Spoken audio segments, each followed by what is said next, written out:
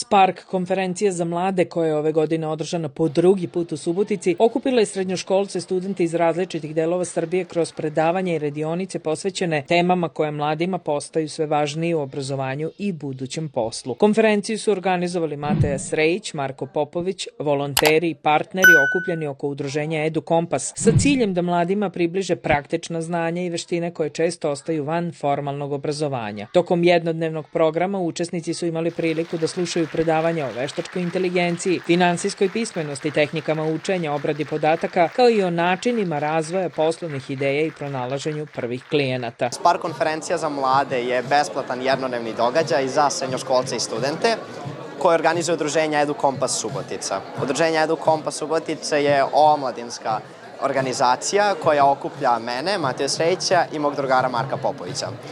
Danas će se okupiti 160 srednjoškolaca i studenta iz cele Srbije i slušat će predavanja na temu veštačke inteligencije, finansijske pismenosti, pametnog učenja, pametnog korišćenja podataka i prodaje. Pored toga, fokus će biti na neformalnom umrežavanju. Učesnici će takođe imati mogućnost da posete 4 izložena štanda, a zajedno u saradnji sa organizacijom Ponovo iz Kikinde za svaki donirani elektronski uređaj poput elektronskih cigareta ćemo posaditi jedno drvo i nagraditi učesnike slatkišima.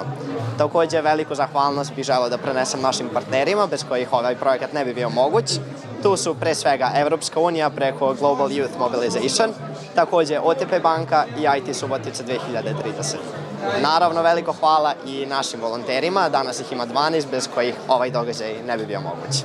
Marko Popović istakao je da su organizatori teme birali na osnovu potreba mladih ljudi i izazova sa kojima se susreću nakon školovanja. Današnji dan je prepun predavanja, stvarno raznih tema koje mlade očekuju širom njihovog života, ali neće dobiti kroz neko formalno obrazovanje.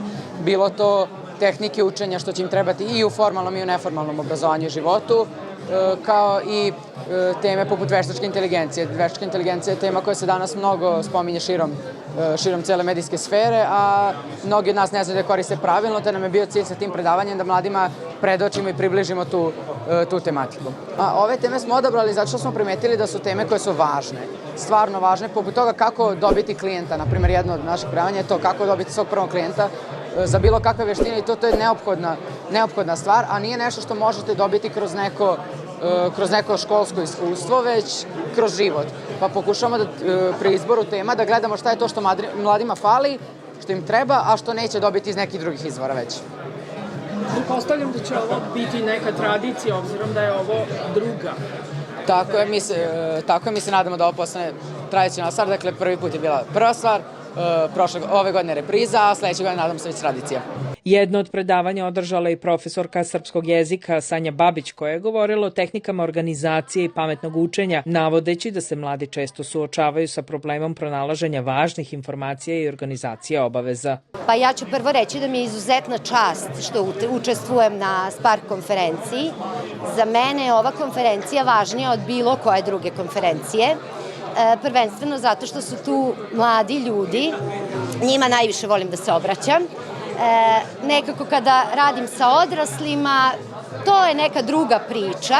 Što se tiče mladih, tu sam zaista onako potpuno otvorena za svaki njihov napredak i za svaki uspeh i spremna da odgovorim na svako njihovo pitanje. Inače, prva konferencija je prošla odlično, ja sam bila jako zadovoljna. Bili su neverovatni u izvršavanju mojih zadataka i pozitivne su bile izuzetno reakcije. Da li će današnja biti jednako dobra kao prošle godine, to ćemo videti. Ali ja sam se potrudila da je pripremim zaista dobro. Znam da imate samo reči hvale za organizatore. Ja sam oduševljena, ja to stvarno ne krijem, da dva tako mlada čoveka i gomila uz njih volontera zaista ovoliko predano rade. Ja moram da kažem da ja nikad u životu nisam dobila toliko profesionalno pismo kao poziv za neku konferenciju sa vrlo jasnim podacima kada počinje moje predavanje, kad se završava, kad treba da budem u sali za pripremu, šta mi je potrebno, do kada treba da predam materijale. Znači, imam samo reči hvale za njih dvojicu. I za ostale, moram da kažem. Šta će mladi moći da čuju danas od vas? Ja ću se danas potruditi da im pričam o tehnikama učenja, zapravo o učenju bez suza ili sa suzama, ali u svakom slučaju o učenju i o upotrebnoj vrednosti znanja koje mogu da iskoriste u životu.